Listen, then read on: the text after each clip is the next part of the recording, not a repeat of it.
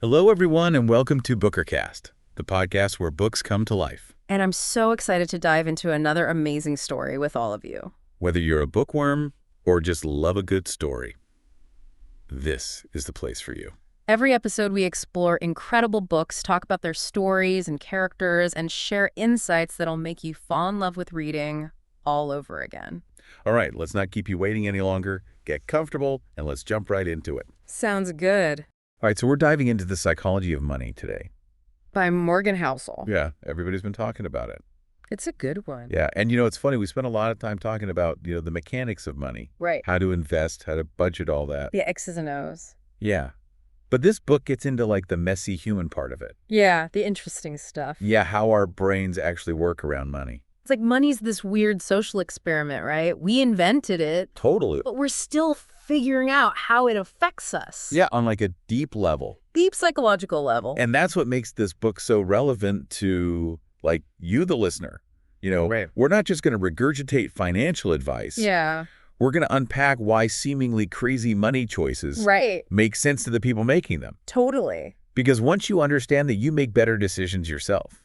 Yeah, that's one of the coolest things about this book is the very first chapter Yeah. is this idea that no one's crazy. It's so easy to look at what other people are doing with their money and be like, Oh, totally. what are you doing? Yeah, especially with your family. Oh my gosh. Like we were just talking about Thanksgiving. Oh, it's the worst time for Oh my gosh. And somebody's bragging about buying lottery tickets. And you're like, come on. And, The odds are terrible. but in their head, their head. it makes sense to them because maybe they, grew up and everyone around them was struggling and they Wow. never saw anyone get ahead. And so the idea that even a tiny chance at this massive windfall Totally. gives them so much hope. And even if it's not logical, Yeah. it's this idea of a dream Right. of a different life. And that's the thing, too, is that this whole concept of saving for retirement, Right. investing for the long haul. Yeah. That's a relatively recent invention It is super recent. in human history. For most of human existence, it was just how do I survive today? Right, exactly. How do I... Get my 401k match. Yeah, exactly. Yeah. So we're all kind of figuring this out as we go. We are. And we're all influenced by the stories and the anxieties that we've inherited from our families, the time that we're born and all that stuff. Like all baggage. It really is like invisible baggage. Yeah, it is. So how do we start unpacking that? So this is where he goes into this whole thing about luck Mhm. versus skill. And this is where I think the book gets a little controversial. Okay. He uses these examples like Mhm. Bill Gates was incredibly lucky Yeah. with his timing, his opportunities, Yeah. versus someone like Kent Evans, who was Bill's childhood friend, Okay. who was brilliant, Uh-huh. but he died young. Oh, wow. And so Tragic. it really is tragic. Makes you think about all those what ifs. Yeah, How much is outside of our control? totally. Even Bill Gates himself has admitted to winning the ovarian lottery, Yeah. just being born with all these advantages. Mhm. Okay, so that's luck. But what about skill? Yeah. Surely skill plays a role. Of course, skill plays a role, but I think his point is that we often misattribute Uh-huh. success solely to skill Yeah. and ignore that element of chance. Yeah. And that leads us to feeling overconfident in our own abilities and Yeah. making decisions based on incomplete information. We see some super successful investor, Right? and we're like, oh, I could do that too. Yeah. Without acknowledging all the things that, Put into it. all the factors. Yeah. And on the flip side, we might dismiss someone who's struggling financially Uh-huh. and say, oh, it's their fault, when it could be bad luck. Right. Totally. He tells this great story about John Bogle, who was the founder of Vanguard, Okay. and Joseph Heller, who wrote Catch-22. Okay. And they're at a party Mm-hmm. with this billionaire hedge fund manager. Okay, so we've got Wall Street, Oh, yeah. Big fancy party. fancy canopy, and Heller's joking that oh yeah, this guy probably makes more in a day than I've ever made from my book. But I have something he'll never have. Okay. I have enough Well. mic drop. Yeah, that's a powerful statement, It is. because it makes you think about even people with tons of money might never feel that Right? contentment. And that's the thing is So how do we figure that out for ourselves? that's the million-dollar question, right? What is enough? Yeah. And he uses this contrasting example of Rajat Gupta, who was super successful businessman, Uh-huh. ends up involved in insider trading. It's the classic story of somebody who has it all It is. and risks it all for more. Yeah.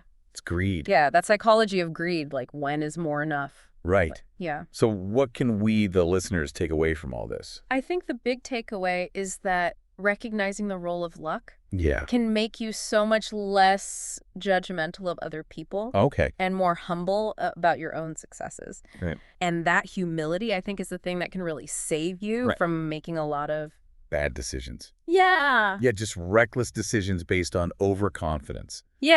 thinking you've got it all figured out. Right. Okay. Yeah, it's a mental reset button. It is. It's like, whoa, life is full of curveballs. Totally. And speaking of curveballs, this brings us to long-term thinking. Yes. Another one of his big ideas. Yeah, one of the most powerful ideas in the book. When we think long term, our brains kind of go to like investing and compound interest. Yeah. But he takes that idea and like applies it to life. Yeah. He uses this example of ice ages. Okay. Like these tiny shifts in the Earth's tilt over thousands of years can lead to these massive changes. I'm picturing glaciers and woolly mammoths. Exactly. Okay, how does that connect to money? It's the power of tiny things compounding over time. Okay. So just like those tiny shifts create these huge ice sheets, small, consistent actions with your money over decades can lead to huge results. So we need to like shift our mindset away from get rich quick Yes. and think more about the slow and steady. Yes, exactly. Okay. He uses Warren Buffett as an example. Okay. Everyone thinks of Warren Buffett as like, This investing titan. yeah, he's always been this way. Right. But the crazy thing is, most of his wealth was built after he turned 50. Wait, seriously? Yeah. So he was like killing it in the investing game while most people are thinking about retirement. That's the thing that's so crazy is like, Wow. if he had gotten discouraged in his 30s Right. and said, oh, this investing thing isn't working, Yeah. he would have just been like another rich guy, not a legend. Not a legend. Okay. Yeah. So it's like, really is. It's a long game. It is. So we got to think long term. We do. But how do we do that when like Right. life is throwing curveballs at us? Right. There are unexpected expenses. There are job losses. Yeah. This is where he introduces this concept of room for error. Okay. So it's this idea of like building in buffers and flexibility so that when things go wrong, you're not totally wiped out. Makes me think about that time I tried to like renovate my bathroom myself. Oh, yeah?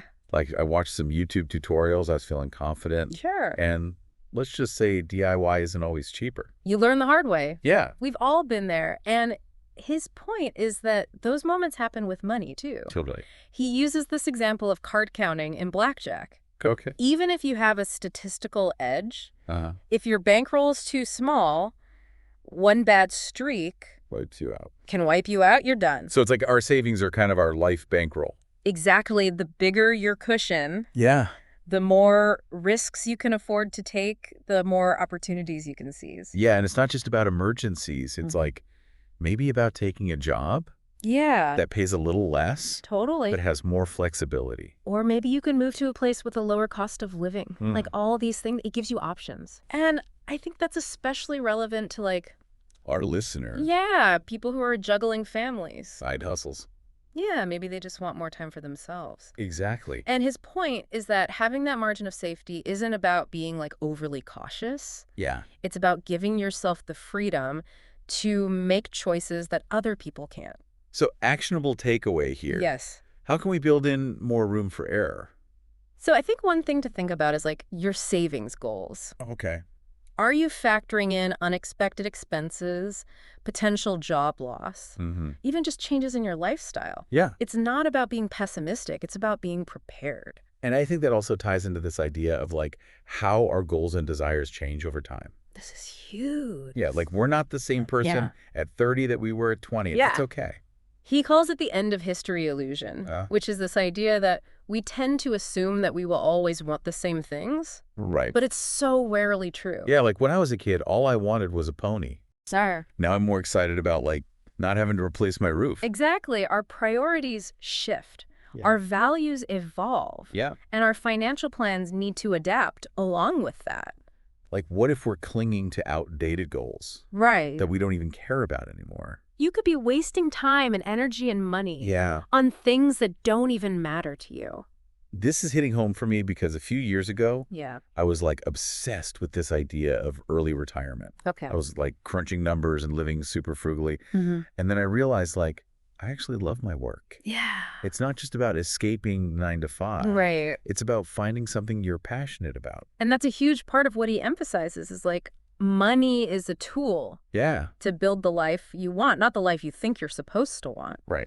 So how do we stay flexible and adapt as our goals change? Yeah. One of the things he suggests is periodically reviewing your financial goals. Okay. But not just the numbers, like the why behind them. Okay. Like ask yourself, do these goals still align with what I want for my life? So it's like checking in with yourself. It is. And being honest about like, Yeah. if those goals still make sense. And sometimes the best financial decision is to walk away from a goal that no longer serves you. It's like decluttering your financial life. It is. Letting go of the stuff that doesn't spark joy. I love that. And I think this leads us to like this concept that's a little uncomfortable, Okay. but I think so important to talk about. Yeah. Yeah, this idea of the price of success. Uh-huh. And it's not about like bragging rights or material stuff or anything. Right. It's this idea that Housel says anything worthwhile Yeah. comes with a cost. There's no free lunch. Yeah. And investing is no different. Totally. And he talks about how, it's like the saying, no pain, no gain, right? Yeah. But with investing, the pain often comes in the form of volatility, fear, doubt, Yeah. emotions we naturally try to avoid. It's like we want the roller coaster ride of market returns, Yeah. but without the drops. Without the scary part. Yeah, exactly. And he shows this visually in the book with like the Dow Jones chart, Mhm. even during periods of massive growth. Yeah. There are these constant dips, periods where the market is like below previous highs. Yeah. Oh. And he points out those ups and downs. Uh-huh. That's the fee you pay for the potential of long-term gains. Okay. It's not a fine for doing something wrong. That's a great way to reframe it. It is, because we're so conditioned to think like, oh, if the market's down, I must have messed up. Totally. But it's just like, that's what markets do. It's just doing its thing. Yeah. They go up, they go down. Okay. And that's where I think a lot of people get tripped up is like, Yeah. he uses this analogy of buying a car. Okay. You can pay full price for a brand new one. Uh-huh. You can opt for a used model with less upside. Yeah. Or you can try to steal one and probably end up in jail. Okay. I see where you're going with this. Right. So it's like investors who are trying to get market returns without that volatility. Right. They're essentially trying to steal the car. They're trying to get something for nothing. Exactly. Okay. They're trying to time the market perfectly. Yeah. And it rarely works out. It really rarely works out. Okay. So his point is like accepting volatility is part of the process. Right. So you got to accept the ups and downs. You do. But this is where I think understanding the psychology of pessimism comes in. Oh, yeah. Because as humans, Yeah. we are wired to focus on the negative. Even when things are good? Even when the world's objectively getting better. Yes. We are Velcro for bad news. Yeah. Teflon for good news. Okay. And he talks about this guy, Uh-huh. Igor Panarin, Okay. who predicted back in the 90s that the U.S. would collapse, break up into all these different countries. Wow. And this was like published on the front page of the Wall Street Journal. Like that seems pretty far out there. It does, right? Okay. But his point is that like these doom and gloom stories are always going to grab our attention, even if they're completely off base. Right. And that when it comes to money, that negativity bias Uh-huh. can lead to some really bad decisions. Like we might avoid investing altogether. Yes. Or we might sell at the worst possible time. Because we're panicking. Yeah, exactly. We're like, the sky is falling. Yeah. So how do we counteract that? Right, because it feels like we're just bombarded with bad news. We are. And I think he encourages us to like challenge those pessimistic assumptions. Okay. Not to be blindly optimistic, but like look at the facts. Yeah. Consider the historical data. Right. Like he uses the example of Japan after World War II. Okay. No one would have believed the economic miracle that they pulled off, Uh-huh. but it happened. Yeah. We often underestimate humanity's ability to adapt and solve problems. It's like that progress isn't always linear. Yeah. And that just because there are setbacks Right. doesn't mean it's all over. Exactly. And this kind of brings us to this idea of stories, which he weaves throughout the entire book. Like those stories we tell ourselves. Yes. The narratives they are of such a huge influence. Huge influence on our decisions. Even if we don't realize it. He shares this really heartbreaking story about this father, Ali Hajaji, Right. who resorted to this like dangerous folk remedy for his sick son. Oh, wow. Because he says when you have no money and your son is sick, Yeah. you'll believe anything. It's like desperation Yeah. makes you vulnerable. To these stories. And Yeah. it's so true, like especially with money, where the stakes feel so high, Yeah, we're looking for answers. right. And so we're more susceptible to these stories that promise us easy solutions. It makes you realize how much of investing is about managing our emotions, Yes. not just crunching numbers. Totally. So we need to be aware of the stories we're telling ourselves. Yes. The stories we're hearing from the financial media. From our friends and family, Right. from our culture. And this is where his advice to question the stories comes in. Yeah. When you hear a promise of quick riches or a prediction of impending doom, Yes. take a step back. What's the evidence? Yeah, am I letting fear or greed cloud my judgment? It's so easy to get caught up in that. Yeah, this is great advice for anyone who's trying to navigate the world of personal finance. Especially today. It's take control of your own narrative. Yes. Make choices based on your own values and goals. Don't let someone else's agenda influence you. Right. So as we wrap up our deep dive into the psychology of money, Yeah. I want to leave you with this final thought that Housel brings up. Okay. He uses this analogy of an alien observing Earth, Mm-hmm. and the alien sees all the data, Okay. but it can't grasp the stories behind our decisions. Right, like all the emotions and motivations, Messy human stuff. the personal experiences that shape why we do things. Yes. It's like the alien is looking at a spreadsheet, Right. but we're living this messy, beautiful human life. Exactly. Oh, yeah. And here's the twist. We're the aliens. Wow. We think we understand the world based on what we see, Uh-huh. but we constantly underestimate what's happening inside other people's minds. Oh. The why behind their choices. Yeah. And that includes the millions of people that make up the market, Oh, influencing the very investments that we make. It's humbling. It is humbling. It makes you realize how much we don't know, Yeah. how much is outside of our control. But it also is kind of freeing in a way. Yeah. Because instead of trying to outsmart everyone else, Right. maybe it's about focusing on what we can control, Exactly. like our own behavior, our Yeah. reactions, Yes. and building a life that aligns with our own definition of enough. Beautifully said. And I think that's the essence of what Morgan Housel is trying to teach us in this book. It's not just a book about personal finance. Right. It's a book about understanding ourselves. Our biases, Yes. our emotions, Stories we tell ourselves about money. all of it. So as you go about your week, dear listener, We challenge you to think about those stories. question the assumptions. Yeah, and make financial choices that aren't just rational, Yeah. but reasonable for you. That's perfect. Awesome. Thanks for joining us on this deep dive. And that's a wrap for today's episode of BookerCast. We hope you enjoyed diving into it as much as we did. Thank you so much for spending your time with us. Your support means the world, and we can't wait to hear your thoughts on this episode. Don't forget to subscribe, hit that like button, and share this episode with your fellow book lovers. And let us know your thoughts in the comments below. We love hearing from you. See you in the next deep dive. Bye for now, and happy reading.